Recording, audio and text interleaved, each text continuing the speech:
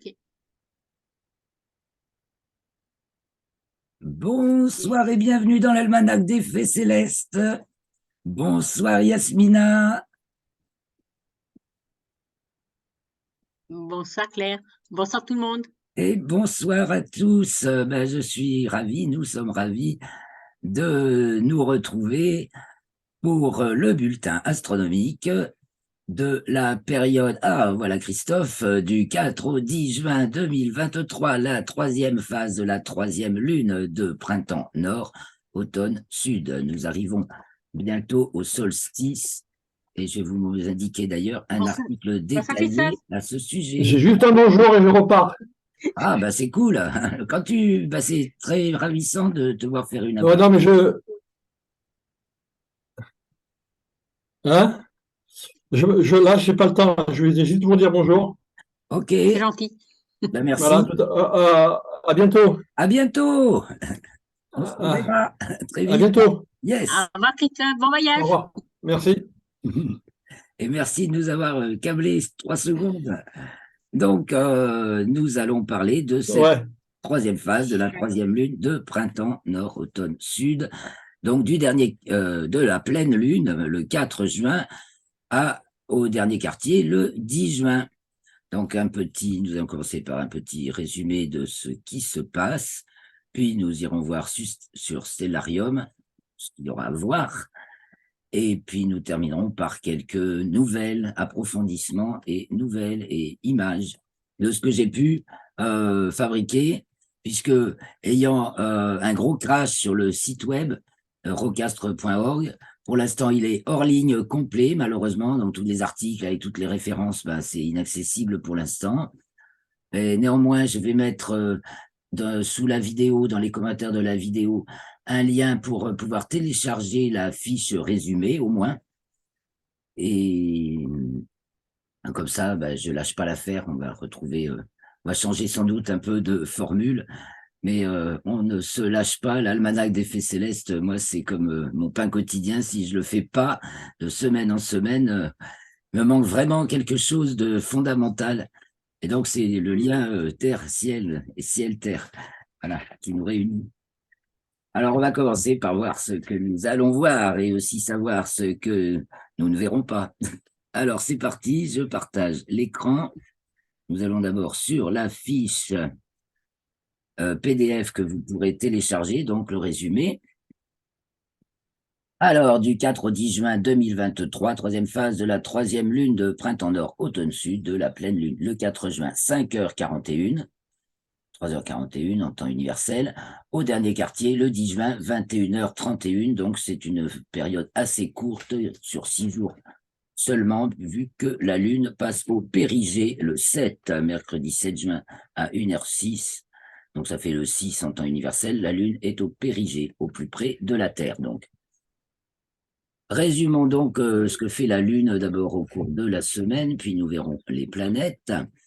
Alors, pour la pleine lune, la nuit précédant la pleine lune, la lune est conjointe à Antares, donc l'étoile alpha du Scorpion. Nous allons revoir cela, cette nuit de pleine lune, à voir de la nuit du 3 au 4, puisqu'elle est pleine au moment de son coucher, le 4 à 5h41.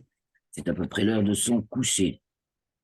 Elle est alors dans le signe du Sagittaire, et donc le soleil en Gémeaux.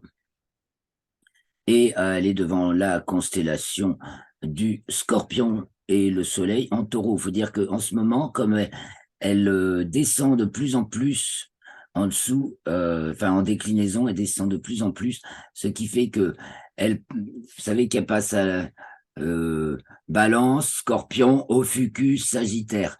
Et là, on verra tout à l'heure les limites entre Scorpion et Ophiuchus. En ce moment, elle passe plus bas, donc elle est plus longtemps dans la constellation du Scorpion et moins longtemps dans celle d'Ophiuchus. Donc, elle est donc devant la constellation du Scorpion pour la pleine lune et tout près d'Antares. Le lundi 5, elle entre dans le signe du Capricorne et elle atteint sa déclinaison minimale. Elle est hors limite zodiacale sud déjà depuis le 3 juin, 13h22. et jusqu'au 7 juin, 22h26. Donc, elle atteint sa déclinaison minimale, c'est 27 degrés 52 minutes, presque 28 degrés, en dessous du plan équatorial, plan de l'équateur. Elle est au périgée, donc mercredi 7 à 1h06, donc au plus près de la Terre, 57,2 rayons terrestres. Le rayon, hein, c'est la moitié du diamètre. Rayon terrestre, ça fait 6300 et quelques kilomètres. Mercredi 7 également, elle est conjointe à Pluton. Alors bien sûr qu'on ne voit pas, mais on peut deviner où se trouve Pluton en voyant la Lune. Et elle entre dans le signe du Verseau. Alors selon d'ailleurs le système de coordonnées que vous utilisez, vous l'aurez qui rentre dans le signe du Verseau avant d'être conjointe à Pluton, car effectivement en coordonnées moyennes J2000, elle est encore dans le signe du Verseau. Mais elles sont moins réalistes, ce type de coordonnées, que les coordonnées apparentes de la date. Donc je rappelle que Pluton a fait juste un petit saut aux coordonnées apparentes de la date dans le signe du Verseau du 18 avril au 14 mai. Donc, elle est à nouveau devant dans le signe du Capricorne jusqu'au mois de janvier prochain. Donc, la Lune y est conjointe mercredi 7 à 10h15. Et puis, elle entre donc dans le signe du Verseau et elle atteint sa latitude minimale, donc ce qu'on appelle le ventre du dragon, en dessous du plan de l'écliptique. Donc, c'est sur l'axe des... Enfin, c'est le cycle des nœuds. Et dans le plan de l'orbite lunaire, donc c'est au plus bas qu'elle peut être au-dessous de l'écliptique 5 degrés. Et donc toute la semaine, enfin jusque-là en tout cas, elle descend en latitude et à partir de là, en latitude, elle remonte à partir du 7 et en déclinaison, elle descend toute la semaine. Elle rentre dans les limites zodiacales le 7 également à 22h26. Ah ben non, elle remonte, voilà, non, elle remonte. Elle a atteint sa déclinaison minimale. Oui, donc le minimal en déclinaison le lundi 5 et le minimum en latitude le mercredi 7. Donc à partir de là, effectivement, elle remonte. On va dire qu'on touche les bas-fonds. D'ailleurs, en plus, elle est conjointe à Pluton, puis elle entre dans le signe des Poissons le vendredi 9 à 12h14 et samedi 10 à 0h15, elle est conjointe à Saturne dans le plan écliptique. Et donc dans le 8e degré du signe des Poissons. Et au soir de ce jour, c'est le dernier quartier à 21h31. Elle est alors la Lune au 20e degré du signe des Poissons, Soleil Gémeaux, et elle est devant la constellation du Verseau, le Soleil toujours devant celle du Taureau. Et d'ailleurs, alors, du coup, le Soleil étant devant la constellation du Taureau, nous avons encore Aldébaran et l'Hésiade, c'est-à-dire l'amas ouvert qui forme le V de la constellation du Taureau, qui se trouve dans le champ du coronographe Lascaux C3 depuis le 25 mai jusqu'au 7 juin. Donc le 7 juin, Aldébaran et l'Hésiade sortent du champ du coronographe et on les reverra se lever dans le ciel du matin dans un mois à peu près, en fin de nuit. Alors, vous voyez, comme j'aurais pas d'article et je sais pas si je pourrais mettre les images en ligne, quelques images que j'ai sélectionnées et que j'ai mis sur la fiche puisque c'était pas trop chargé cette semaine en événements. Et quelques étoiles filantes, Jupiter qui commence à être observable se lève à 4h10, donc en toute fin de nuit, on peut observer Jupiter et donc les phénomènes de ces satellites que je retrace ici, comme le 5 à 3h50, début d'éclipse de Io. Voilà. Le 6, point de suspension, ça veut dire qu'on ne voit pas le début, ombre de Io jusqu'à 3h15. À 3h36, Ganymède projette son ombre sur, quand Ganymède ombre ou Io ombre, ça veut dire Ganymède projette son ombre sur Jupiter et l'ombre est toujours la projection de l'ombre est toujours accompagnée du transit avec un délai de temps. Il n'y a qu'au moment de l'opposition de Jupiter que les deux phénomènes ont lieu en même temps. Et donc après, on passe fin d'ombre de Io à 3h15 et dans la même nuit, fin de transit de Io à 4h09. Donc tout ça, ça peut s'observer avec un petit télescope. Voilà, on va regarder la libration, mais on va passer sur les images. Alors, que font les planètes? Que font les planètes? Vénus, Mercure, donc à sa latitude minimale en héliocentrique, c'était le 26 mai en géocentrique. Donc maintenant, elle remonte en latitude, Mercure, ce qui fait que Elle a atteint son élongation maximale ouest le 29 mai, mais elle était très au sud, donc elle reste très difficilement visible à nos latitudes. À Paris, il la donne pour pas visible du tout. Chez moi, 5 degrés de latitude plus au sud, difficilement avec un horizon bien dégagé et des bonnes jumelles. Et donc, elle va rester dans cet état de visibilité possible toute la semaine. Donc, plus on est au sud, plus on a de chances de la voir. Euh, et elle gagne en éclat et elle ne perd pas en temps par rapport au soleil. Elle se lève, du coup, elle se lève pratiquement toute la semaine à la même heure. Bon, le soleil gagne un petit peu encore. Il se lève aussi de plus en plus tôt, mais elle se lève environ 1 heure avant le soleil toute la semaine, Mercure. Donc, on pourra regarder ça. Et elle arrive devant la constellation du Taureau, où elle va rester jusqu'au 27 juin. Après, dans l'héliocentrique, elle entre dans le signe des poissons, et elle est conjointe à Saturne, du coup, qui est en héliocentrique. Il vient d'entrer le 28 mai dans le signe des poissons, ou c'était le 28 avril déjà. Alors, en tout cas, Saturne est dans le premier degré du signe des poissons, et Mercure y conjoint le 7 en hélio. Hein. Et donc, il nous reste Vénus aussi, qui est à son élongation maximale à l'est, donc ça veut dire qu'elle est du soir. Hein, quand Vénus ou Mercure, on considère leur élongation maximale, c'est-à-dire leur écart angulaire maximum qu'elles peuvent avoir avec le Soleil. Donc Vénus, c'est 45 degrés, et Mercure, ça peut aller jusqu'à 28, voilà, c'est entre 18 et 28 selon les situations. Et donc, quand elle est en élongation est, la planète est du soir, et quand elle est en élongation ouest, elle est du matin. Donc Vénus est super visible, hein, de toute façon dans le ciel. Elle commence même déjà à l'être un peu moins, mais son éclat augmente. Elle est dans le ciel presque 4 heures encore après le coucher du soleil. Elle brille très fort. On peut pas la louper du tout. Et donc elle est devant la constellation du Cancer. Elle était proche de l'amas de la Crèche la semaine dernière. Donc maintenant elle est à gauche de l'amas de la Crèche. Et puis elle entre dans le signe du Lion, où elle va séjourner un bon moment, donc le 5 juin à 15h46, elle entre dans le signe du Lion, et ça nous a fait dire avec Christophe et moi que ça va chauffer un peu, devrait faire un peu chauffer. Quoi. Ah, Et du coup, elle va y être jusqu'au 9 octobre, car elle va être rétrograde du 23 juillet au 4 septembre, et elle sera en conjonction supérieure le 15 août. Supérieur ou inférieur. Ah, je vérifie parce que je ne voudrais pas dire de bêtises.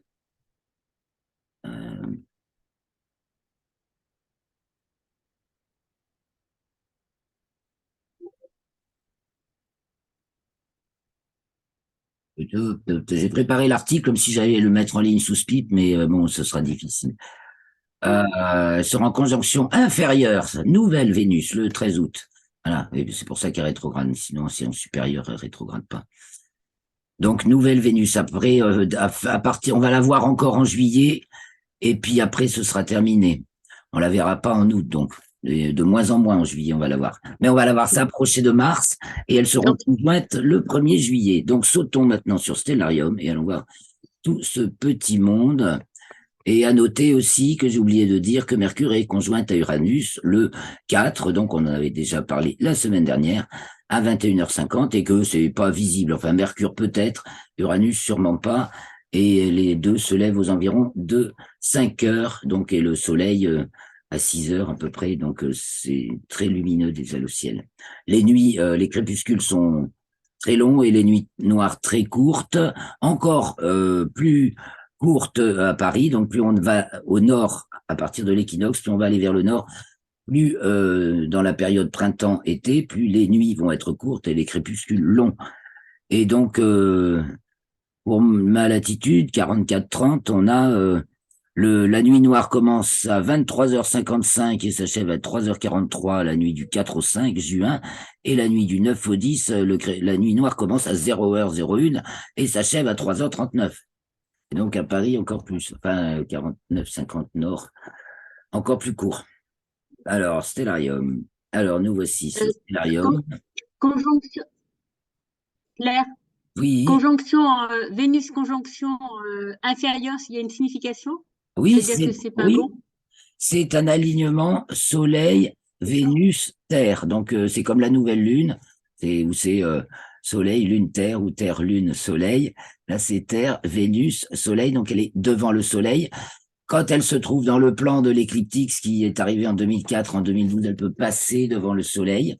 Mais et ça se reproduira, mais en 2100 et des brouettes. Donc, 123 ans plus Donc on tard. sera plus là.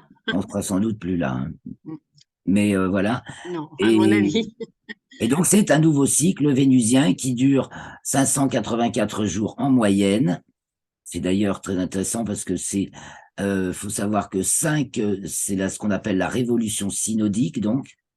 Hein, c'est synodique, c'est pour la Lune, c'est d'une nouvelle Lune à la suivante. Vous savez que c'est plus qu'un tour de Lune autour de la Terre, puisque l'ensemble avance autour du Soleil également. Donc, en fait, c'est 29 jours et demi pour un tour de Lune qui fait 27 jours et demi, en moyenne, à peu près. Pour Vénus, c'est pareil, sauf que une Vénusion, un cycle synodique, donc ça s'appelle de Vénus, ça dure en moyenne 584 jours. Et 5 le cycle synodique de Vénus, qui ne sont pas exactement de même durée, mais au final, en moyenne, ça fait 584, égale très exactement 8 années solaires terrestres. La base, c'est la clé de voûte du calendrier Maya.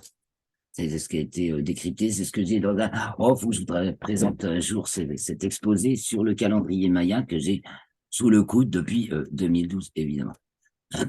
Un petit peu avant. L'histoire m'intéressait déjà. Alors, nous sommes là le 3 au soir. Alors, on va avancer un petit peu du côté de l'Est. On va voir la Lune se lever un peu avant le coucher du Soleil, le 3 au soir.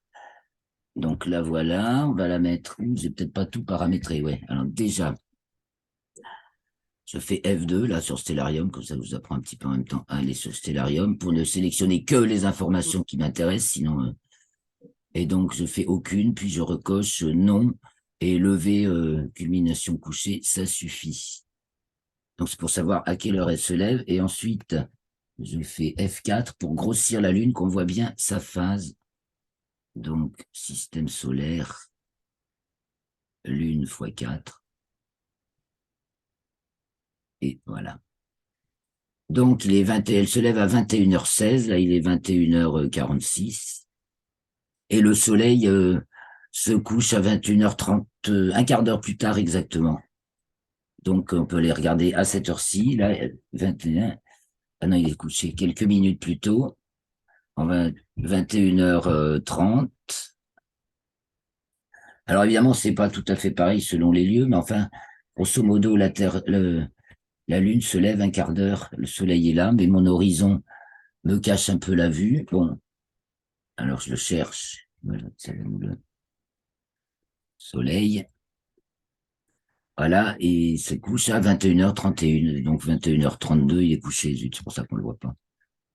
Voilà, donc ça c'est la nuit de la pleine lune. Donc le soleil se couche et la lune est déjà levée. On revient sur la lune et elle va faire le tour du ciel. Je l'ai perdu. Ah oui, elle est... Lune. Ah bah non, je suis au sud-ouest encore. Sud. Voilà, elle se lève un peu, mais elle est un peu loin encore. Donc on avance dans le temps. Dans la nuit, elle est là, elle se lève à l'est-sud-est, hein, presque au sud-est, ouais, pratiquement au sud-est, vu que le soleil atteint sa course presque maximale, donc le matin il se lève au nord-est et le soir il se couche au nord-ouest, la lune se lève donc à l'opposé, au sud-est, et elle va traverser la nuit tout devant la constellation du Scorpion, donc elle est ici conjointe à Antares. Alors comme je l'ai grossi et qu'elle est tout près d'Antares, un peu au-dessus, Antares est un peu en dessous de la Lune, et sur le grossissement, là, du coup, la Lune cache Antares, mais en vrai, on la voit. Alors sinon, je défais le grossissement, mais ça va. On avance donc d'heure en heure, elle culmine aux alentours du minuit vrai, donc aux alentours de 1h38, elle culmine, voilà, et elle va se coucher à, là, c'est donné pour 6 heures, au sud-ouest. Là, on voit un peu Antares maintenant, voilà. La Lune s'en est éloignée. Voilà la nuit de la pleine lune, donc une lune qui passe bas dans le ciel et qui de soir en soir. Alors après, elle va se lever, on va revenir à l'heure de son lever. Et on va surveiller son lever de soir en soir, de plus en plus tard. Donc le lendemain, le 4, elle se lève à 22h26. Donc on va... Antares est ici. Elle arrive devant la constellation du Sagittaire. Le 5, elle arrive, elle est à sa déclinaison minimale, vous voyez, devant le Sagittaire. Ça, c'est l'étoile Nunki du Sagittaire. Ça se lève là. Donc, ça, c'est le 6. Et c'est le jour où elle a atteint sa plus basse culmination, le 6, à 3h16, ou à peu près 3h44, là, c'est donné. Voilà, c'est sa plus basse culmination du cycle. Elle culmine quand elle est de plus en plus bas en raison de ce rapprochement entre sa latitude et sa déclinaison qui se coordonnent. Donc elle passe pour notre ciel à 16 degrés de hauteur seulement, et je crois qu'à Paris, elle doit passer à 5 degrés de moins encore. Elle la met donc à 11 degrés au plus haut de sa course dans la nuit du 5 au 6. Bon, alors on continue. Le 7, va se retrouver encore devant le Sagittaire. Et elle se lève à 0h30. Et le 8, elle est devant le Capricorne. Elle se lève à 1h12, la nuit du 7 au 8. Hein. La nuit du 8 au 9, elle arrive devant la constellation du Verseau, elle est devant le Capricorne encore. Elle se lève à 1h45. Et vous voyez, elle est donc gibbeuse décroissante. Hein, chaque jour, sa face éclairée diminue, mais elle est quand même entre ronde et quartier. Elle va arriver à son dernier quartier. Donc, maintenant c'est trop grossi. Voilà. Elle s'approche de Saturne, donc comme vous pouvez le voir, et pour le dernier quartier, elle est conjointe à Saturne. Et donc le jour du dernier quartier, elle se lève à 20h11. Ça c'est la nuit du 9 au 10, culmine à 7h36 et culmine, il fait déjà jour. Donc elle se lève à 2h11 et elle est sous Saturne la nuit du 9 au 10, donc le 10 au matin. Et comme le moment du premier quartier est à 21h31 le 10, voilà, on va la regarder aussi la nuit du 10 au 11, où elle va être conjointe à Neptune, le 11, Neptune qui se trouve par là. Hein. Mais et après, passer on peut montrer le Neptune sous la constellation des Poissons, Neptune. Voilà, Neptune est là, donc ça, c'est les Poissons. Hein. Et donc ça, c'est la nuit du 10 au 11, voilà. La nuit du 9 au 10, elle est conjointe à Saturne, et la nuit du 10 au 11, elle est près de Neptune. C'est le dernier quartier, elle se lève à peu près au milieu de la nuit, là à 2h33, et culmine au lever du soleil. Mais là, c'est un peu plus tard, parce qu'on est déjà le 11. Et voilà, alors à part ça, les planètes dans le ciel du soir. Alors revenons au soir. Le 10 à 21h35. Retournons-nous vers l'ouest, donc, puisque le soir, on a 2 planètes à voir vers l'ouest, c'est Vénus et Mars. Vénus, là, qui est encore dans son maximum de splendeur, qui se couche vers 1h du matin, hein, sur heure 40, et Mars, dont l'éclat diminue. Mais alors, 1 heure plus tard, ils sont encore là, un peu bas. Mars sera encore repérable. Alors, je vais changer le paysage. Hein, parce que sinon, je vais mettre sur l'océan. Et donc, Vénus, elle s'approche. Elle est devant l'amas de la crèche. Ah oui, c'est Mars qui est passé devant l'amas de la crèche la semaine dernière, et Vénus s'en approche. Voilà, ça va être la semaine prochaine. Et Vénus a été conjointe à Pollux la semaine dernière. Et donc voilà, elle se rapproche, Vénus se rapproche de Mars, mais les deux se rapprochent du Soleil, et le 1er juillet, elles vont être conjointes. Ça va être sympathique quand même comme observation. Donc à part ça, du côté de l'Ouest avec Vénus et Mars, On a donc Castor et Pollux qui se couchent de bonne heure, hein, 23h35, il est là. Et Régulus du Lion, voilà, qui brille assez fort. Donc ça, c'est du côté de l'ouest. Et au-dessus du Lion, donc on a la Grande Ourse qui, du côté de l'ouest, est en train de descendre. On se tourne vers le nord. On voit que ça tourne comme ça autour de l'étoile polaire qui est ici. La seule étoile qui ne change pas de place dans le ciel. Et au fil des heures, évidemment, on va faire un petit tour. Hein. On voit le ciel qui tourne. Donc au début de la nuit, on voit la Grande Ourse qui descend. Et au lever du jour, elle arrive au ras de l'horizon. Donc je reviens sur 23h35. Et nous nous tournons vers l'est pour voir ce qui se lève en début de nuit, parce que vraiment début de nuit, quoi. On voyait tous les amas qu'on peut observer, mais je les enlève, ça fait beaucoup de choses. Et du coup, du côté de l'est, nous avons le grand triangle de l'été, Vega Deneb et Altaïr qui se lèvent. Voilà ce qui est principalement ce qui s'élève à l'est. Au-dessus, il y a Hercule. Hercule qui va être pratiquement au zénith, au milieu de la nuit.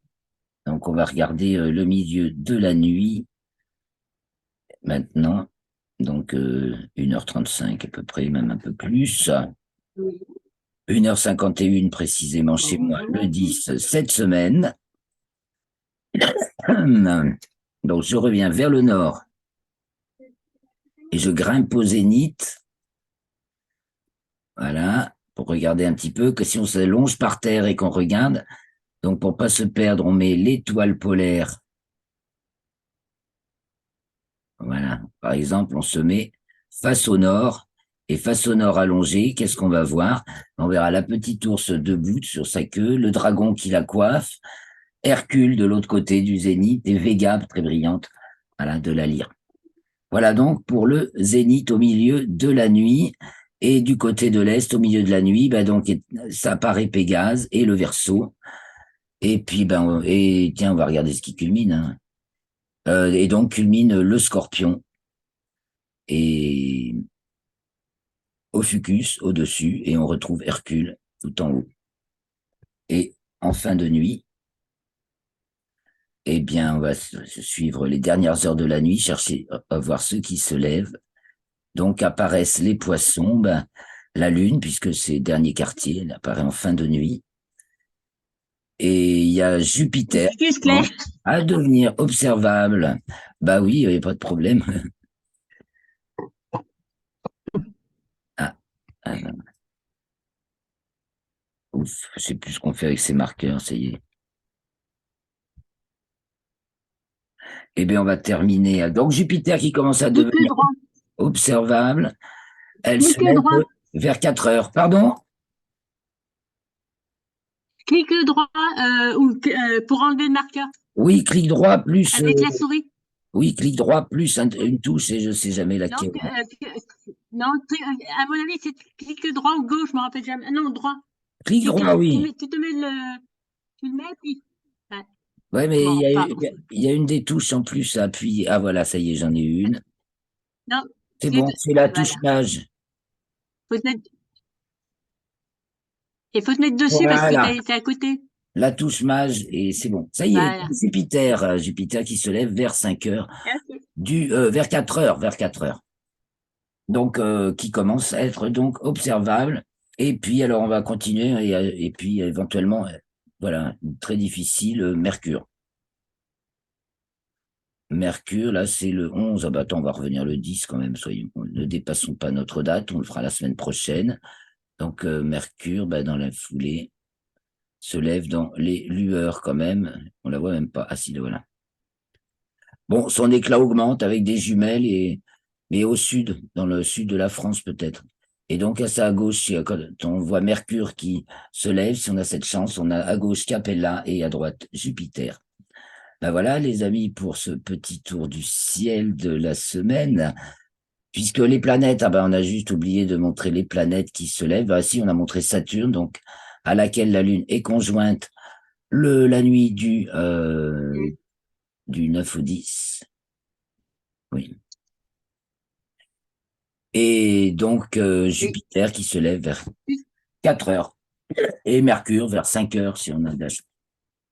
Et bien, on va aller voir un petit peu les images et les quelques news. Ah, mais je sais pas, un petit coup.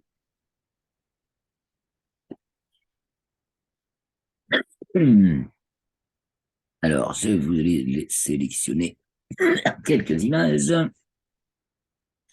D'abord de la Lune au moment de la libration maximale en latitude, je crois bien, de la nuit du 7 au 8 juin, donc vers 3 heures du matin, puisque la Lune se lève de plus en plus tard.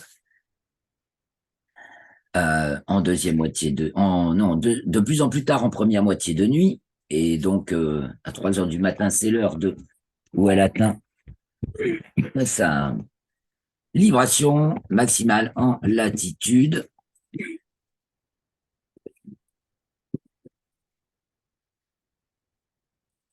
Oui, c'est bien cela.